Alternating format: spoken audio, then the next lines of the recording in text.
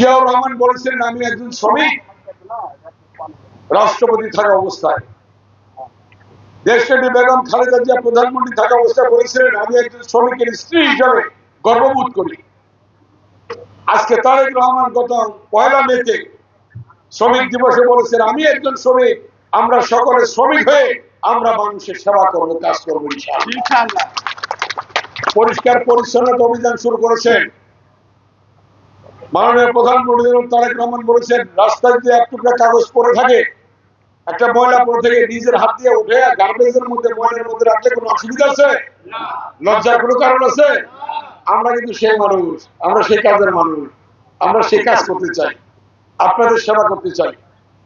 17 বছর কি পেয়েছেন জানি না, আল্লাহ যদি করে আপনাদের পাশে থেকে সার্বক্ষণিক বিএনপির সভাপতি সেক্রেটারি সহ আমাদের নেতারা, অঙ্গসর নেতারা আপনাদের সেবায় সার্বক্ষণিক কাজ করে যাবে ইনশাআল্লাহ। সব রাস্তা আমরা করে দিচ্ছি, রেল করে দিচ্ছি।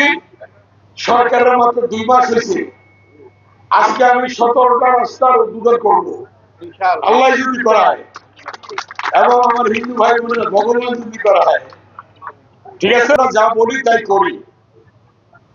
বিএনপির চেয়ারম্যান জনাব তারেক রহমান মাননীয় প্রধানমন্ত্রী নির্বাচন আগে যে প্রতিশ্রুতি ব্যক্ত করেছেন প্রত্যেকটা কাজ তিনি শুরু করে দিয়েছেন। ফ্যামিলি কার্ড, কৃষক কার্ড, আপনার ইমাম, মুয়াজ্জিন, খতিব এবং পুরোহিত, হিন্দু সম্প্রদায়ের পুরোহিতদের জন্য সম্মানী ভাতা শুরু করে দিয়েছেন, খাল খনন শুরু করেছেন, আরো অনেক কাজ আছে, সেই কাজগুলি হবে ইনশাআল্লাহ। মাননীয় প্রধানমন্ত্রী তারেক রহমান যা বলেন তাই করেন।